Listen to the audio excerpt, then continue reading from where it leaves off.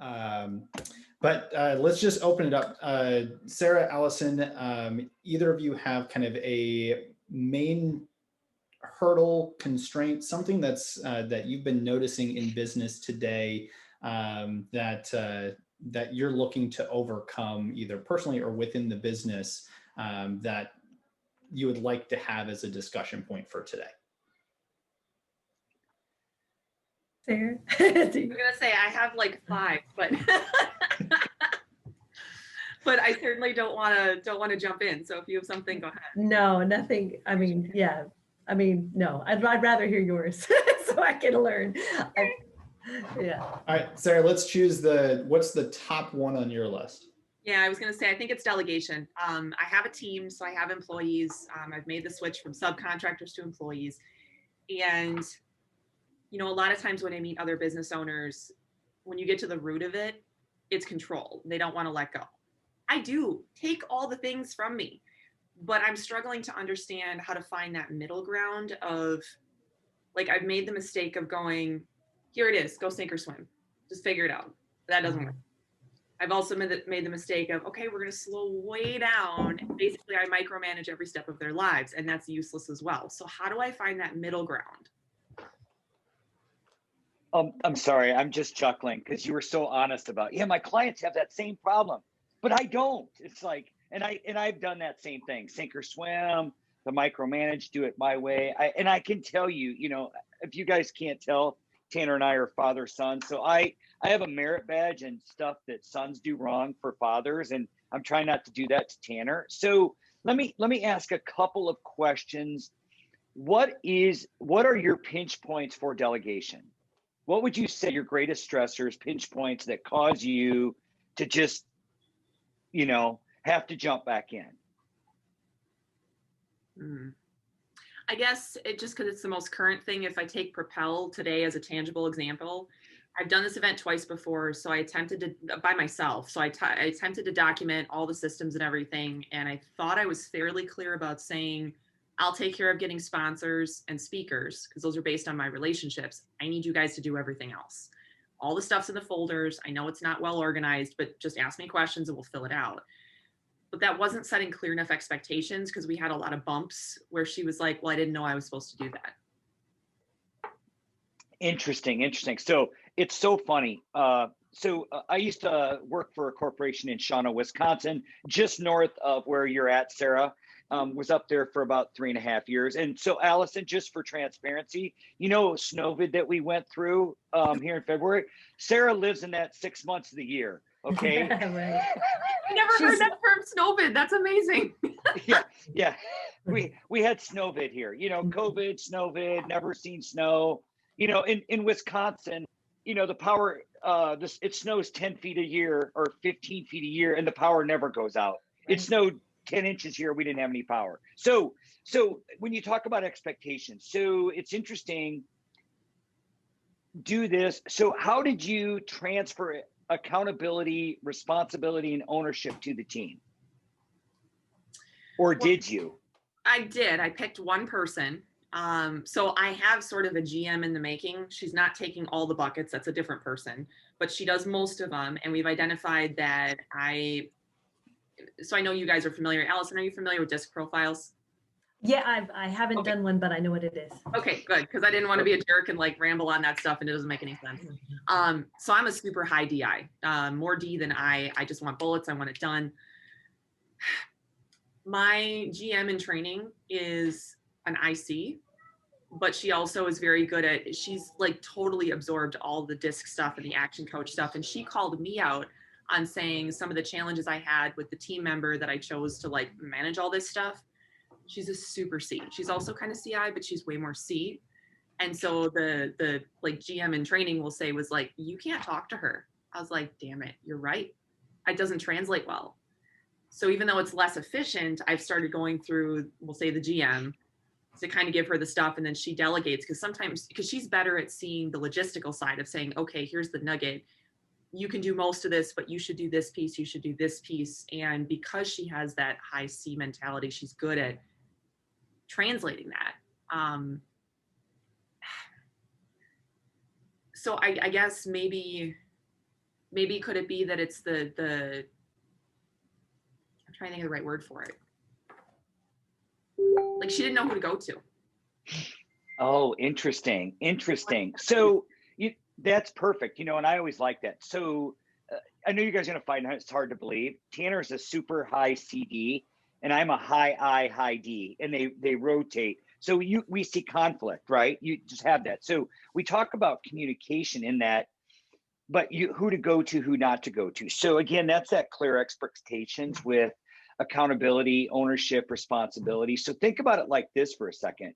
You're a give me the baby, I don't want the labor. Your team is sorry, since all y'all have kids, I think that's pretty Oh, that's accurate. hilarious. Yeah, no, it works totally. Yeah, and everybody else wants give me the details. Tanner's that way. Tanner has a habit. He can over explain it, and sometimes I'm like, are you trying to talk me into it or yourself? Because he goes so far into the details, and I'm like, I do those things. And we were talking about insurance last night, so you can imagine my displeasure with why am I in this conversation?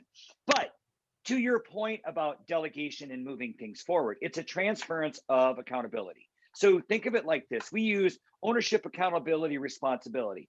One of the things that most people miss is ownership is today, accountability is the future, responsibility is the past. So when we transfer knowledge, like it's in the folder. Here it is, it's in the folder. The transference of, not that if you have a question, it should have been, look, you guys are going to have a lot of questions. I know you're going to have a lot of questions, and you're going to have a lot of detailed questions, and I need to know what those are. And when just make a list and pass them to the GM, and the GM and I will talk about it, or vice versa, because the transference there is high C's. Doesn't matter how much organization you have. If it sounds like she might even have a little S in her because she likes rules based by the comment you said, well, I didn't know I was supposed to do that. Yeah. That's a very common occurrence with, okay, so again, the questions go into what did we miss? How did we miss? What were the parts that we missed? What wasn't on the list? And so you as the owner has to go back and go, okay, so after this is done, it's all done. Now you have to go back and compare your lists, right? So where did my communication gap end and your communication gap start? Because the person that was doing it, rather than I didn't know I was supposed to do that, should have been empowered to go or look at it and go, what did Sarah miss? What did Sarah miss on the list? What did Sarah miss here? Not that it's to blame, but I know you're going 100 miles an hour. You have 1,000 things to do. It's an event, and there's just stuff that you did without even thinking about it, right? They call that unconscious consciousness. You are doing it because you know how to do it. You just boom, boom, boom. And C's, when it comes to unconscious consciousness, they need a roadmap, and it needs to be detailed every step of the way. It's like driving the car. Yeah, and I think that's what I'm trying to understand is the reason this girl is kind of turning into a GM, not the one that ran the events, but the other one. When things happen in the business with getting projects done or whatever, because she's a project manager as well, she'll just, I've said from day one, even in the interviews with all these people, two things. One, excuse me, but you can't fuck up worse than I've fucked up, because I've done this for 10 years. I've already fixed it all and learned how to work through it. Not everything, but like whatever they're going to do, Yeah. I've done it worse. So don't worry about it. We'll figure it out. But the other thing is apologize later. As long as your heart's in the right place and you're focusing on working on doing what you think is best, it's not going to be wrong. We can always fix it. And Alexa's the GM in training, whatever. She gets that. So when project stuff happens or whatever, the only time she really stops and makes sure that I know about it is money. But if it's not money, she just makes decisions and goes, and she's doing great. And even if it's like not exactly the decision I would have made, we'll just talk about it. She's cool. How do I get the other people to do that? Oh, sorry. Oh, that's fine if you need to take it. So here would be that. You made an assumption right there because you said you can do this, just ask for forgiveness later. You're making an assumption that person has the courage and the vulnerability to be able to talk to you about it later. So courage, be able to step into, like you're I would say most women that I deal with are GSD, get shit done. They are high powered. the list is long, they just move right through it, right? But you're made an assumption that she has the courage that and belief. Remember, all of us have PTSD. All of us have from a previous part where somebody may have told us it's okay, and then it's not. Yeah, her last. So couple you made were up real bad. this, yeah, and so you make the assumption that she has the courage to do that without fear of retaliation. And most people don't. Most people, when it comes to a high D in a personality is, and a C and an S, it's fear. The fear comes to the top, like, what if I make a mistake? Oh my gosh, I can't make a mistake. Oh my gosh. And that's one of the characteristics of C's is they want perfection, so they procrastinate. Does that make sense? So I would talk to her in the GM about courage and vulnerability. And a great I got you guys follow Brene Brown?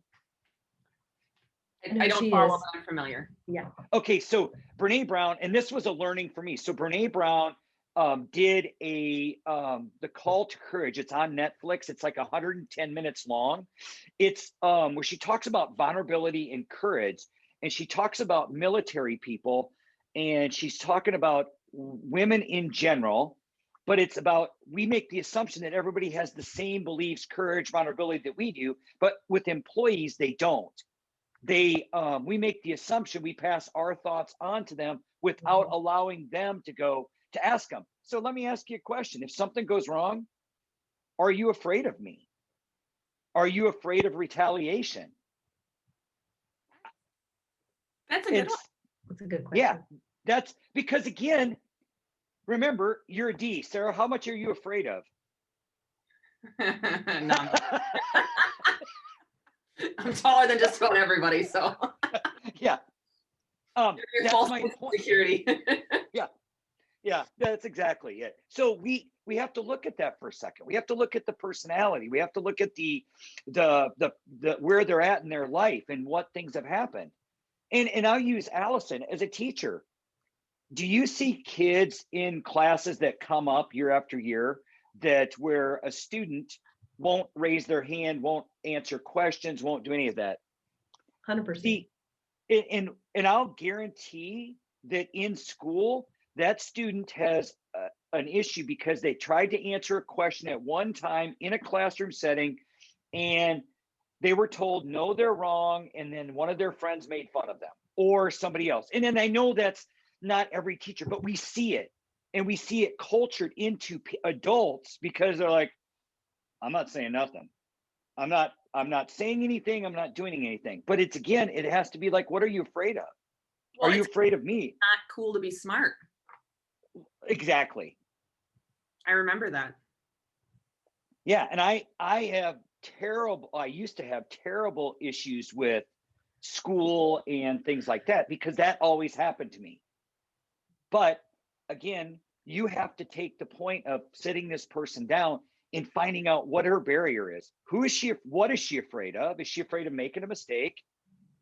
Is she afraid of not being perfect? Is she afraid of you? Is she afraid of retaliation? And if she's not, then that opens the conversation to that same thing you just said. I've done it. I've made mistakes. I've screwed up. I've done this. I've done that. But they always think people are telling them, but they haven't seen it for themselves, so they don't know where the line is. It's true. Thoughts, questions, understand, don't understand, think I'm crazy? No, I think it's good just to come right out there and just ask that question. I think that, then it opens up the communication, and then they feel empowered just to say, well, yeah, I really am kind of afraid of you. Are you drinking out of a exactly. jug, Andy? The thing was huge. What's that? What were you It drinking is. out of? It's huge. It's my hydro jug because I have coaching back to back to back, and my water's out there. So I went to this is the morning jug, and then I fill it again, and it's the afternoon jug. Very nice. Very nice. It was just funny. You were double fisting. I was like, what's he doing? Well, during COVID, it was all full of vodka. You guys just don't know that. Now you're talking.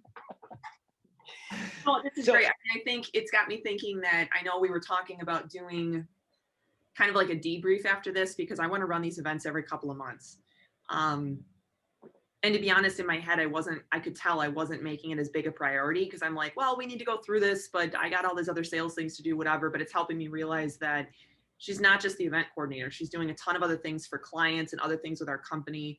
And this is more important than I thought it was, because it's about more than just the event. So that's really cool. Yeah. And just as you know, Sarah, as we all know, even though there's always more important things, if we don't address the things that are our hot buttons in real time, so maybe it's not tomorrow, but maybe it's Monday, whenever the debrief is, those have to happen. We have to take that hour, whatever it is, to lay it all out on the table. And just remember this, when we do debriefs, one of the common themes that people that I've seen in the past want to do is they want to do, oh my gosh, you did this great, and this great. And then all of a sudden, no, by the way, this went wrong.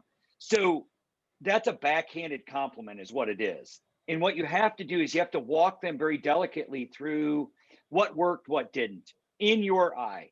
And then you have to have are you afraid of me? What are you afraid of? What didn't go? And then you can ask them, well, here's what I saw. And maybe that's my fault as the owner. I should have been more clear, but I need you to know that nobody's been fired for making a mistake, or whatever the terminology you want to use is. That's interesting. So I'm going to ask, do you have a blog post? Do you have something that gives some guidance on debriefing a team after something? Great point. Tanner, we have it on video now. No, I'm just kidding. Well, when's our Tanner, next? could you put that? Could you put that on the marketing to-do list, Tanner? Your to-do list? Yes, I can do that. Yeah, my to-do list. Yeah. No, I love Excellent. that, because honestly, from like a recipient consumer standpoint, and not just because of my D personality, but in general, I'm just looking for like a baseline agenda. You know what I mean? Like just the things that you rattled off, kind of how to guide that conversation. You know, the idea that, like you said, my brain immediately thought about what you said of starting with, okay, cool, what'd you think? And everybody just goes, this was great, this was great, this was great. Well, this sucked, this sucked, this sucked. That's how it always goes. So how do I flip that and make it different? Well, and part of it is allowing them to see. So to your point, you're right. Tell me what worked, tell me what didn't. I would use the question, so if we were going to do this better, what would you do differently? What would you look at? And a better question is, so holistically, if you were in my shoes, what would you tell me? What would you tell yourself right now about how it went? And you pull people. What's that? That's great. I can't handwrite what you said that fast. So it is. It's so I always bring myself back into the third person of that. So great. So so the first part of it was, so this went well, this didn't go well, this did. So if you were going to make some changes, what could we have done better, right? There's a we term in there of we, because remember, we don't want to point out that it is a problem for them, right? So if I went to you, Sarah, and went, Sarah, what's your problem? What's your immediate reaction to that? Defensiveness. Exactly. So if you ask the question is, after you get to, so what could we have done better? Great. So what stopped you from doing that the first time? That's good. And so think of it for a second as psychographics. So you do sales, I've done sales. Allison, I don't know if you've done sales, but in the world of sales, it's taking them on a guided journey of where you want them to go. Because with the D personality, which I have, if I tell Tanner he's stupid or he's done something wrong, I promise you it's not going to end well. But if I ask him, so what could we have done better? What does it look like? And when you do that, now you're allowing them to show vulnerability. Oh, so what do you think was stopping you from doing that the first time? Well, Sarah, I didn't know how you wanted it done. Oh, great. So what else could have happened there? Oh, well, I didn't know X, Y, and Z, or it wasn't written down, or, these are excuses. But again, it brings them to the forefront of they're solving their own problem. They're telling you exactly what they could have done differently to make it better. Rather than you and me telling them you sucked, you should have done X, Y, Z, and double D and been done with it. That's interesting. That is so cool. Thank you. That's such a great thing, that statement about, you know, what stopped you from doing it the first time with students. You know, Yeah. I'm a band director, you know, and it's one of those things like everything's written on the music. Like, what stopped you from just reading the music correctly the first time? You know what I mean? And so anyway, great applications to everything. Yeah, because if you look at psychology of the human body in DISC, in the mind, the problem with society is we're so quick to point out somebody else's faults, which causes that defense mechanism to jump out in front of everything. And then it stops them from solving their problem. And we as leaders in our organization, teachers, business owners, we have to stop for a minute and go, okay, what is the end result I'm looking for? And how am I going to take somebody on a guided tour to get there? Rather than, you know, like, I mean, I'm sure, Sarah, just like, here's the list, just do it. I know 100 people like that would just like, just do it. And I'll use this example. So when I was vice president of sales and marketing for Owens up in Shawano, Wisconsin, we were doing a time study, and I know we're running out of time, so I'm going to talk quick. We were doing a time study of how long it take to build doors. It was a door and floor factory, and we were looking for the time study to do a costing analysis. And it's a bunch of engineering stuff that goes in that. So anyway, we're going through this process, and my boss, my mentor, hands me a stopwatch and a clipboard, and he says, Andy, I need you to measure everything. All right, great. I need you to time it. I need you to measure everything. And then I went with the engineer, and then we went back. We get done with this. It takes us about 3 days to get this done because of multiple stops. We take it back to the meeting, and I hand the clipboard to him. I'm very proud because we did it, you know. And his question to me was, he goes, Andy, so tell me, which part of everything do you not understand? I was like, I don't know. I looked at the engineer, you know, he's the smart guy in the room. And again, this is one of those condescending everything. And he points out, he goes, here's the list. What didn't you measure? And I was looking at all the stuff. And what I didn't know is there was a gap between each department. I didn't measure the time it took to move between departments with product. I didn't know it. He didn't say that. I thought, well, everything meant the doors. No, everything meant the human element with it. So again, that's not, he even though he gave me a double down right in the beginning, he brought it back because I was pissed. I was like, well, don't talk to me like that, you know. But at the end of the day, he brought it back to you. So look at this list. And again, because he wasn't clear and he knew it, I didn't know what everything was. So I had to walk back we did it for another 3 days. And by golly, we measured everything this time. Interesting. That makes a lot of sense. Awesome. Has this been helpful? Extremely. Excellent. Well, I'm going to start to wrap us up here. Sarah, I want to say thank you for bringing up this topic, mainly because I have noticed it in several conversations that we've had with business owners in the last few weeks. As you continue to work to scale your business, bring on new people, how do you start to delegate? So I think this is a very timely topic, and I appreciate you bringing that up today. So that's going to kind of conclude our discussion here today. We'll reconvene again next week and continue to open these up for about 30 minutes every Friday morning. We will put this on the Facebook page and such. We can continue to have conversations, but want to thank you on that. And to wrap it up, last word, Andy, if you had to sum up kind of one sentence on key takeaway from what we talked about today, what can our audience here and then the viewers who watch this afterwards, what's one thing they can take away if you had to sum it up? Clarity kills drama. Powerful. Love that. Can't believe I did it in one sentence. 3 words. Andy, I'm so impressed. Me too. Excellent. Well, thank you guys.